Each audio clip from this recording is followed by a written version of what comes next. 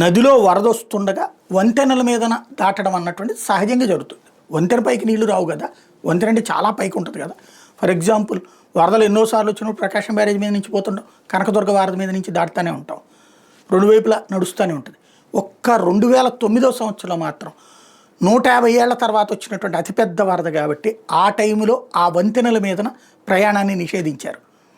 ఆ టైంలో ఒక్కసారి మాత్రమే. మొన్న ఈ మధ్యన మళ్ళీ పెద్ద వరద వచ్చింది కదా, అప్పుడు కూడా అన్నారు, కానీ అంత రాలే. అప్పట్లో అయితే కనుక బ్యారేజీకి కింద చేతికి అందేటటువంటి స్థాయిలో నీళ్ళు వచ్చినటువంటి సందర్భం, దాదాపుగా వారం 10 రోజులు నానా తెప్పలు పడ్డటువంటి సందర్భం, అప్పుడే కర్నూలు మునిగినటువంటి సందర్భం కూడా. అయితే ఇలాంటిది మనకి వరదలప్పుడు వంతెన మీద వెళ్ళడం సహజం. అలా వెళ్తుండగా అకస్మాత్తుగా వంతెన కూలిపోతే, ఇప్పుడు గుజరాత్లో జరిగింది అదే, బీజేపీ సర్కార్కి షాక్ అయింది అదే.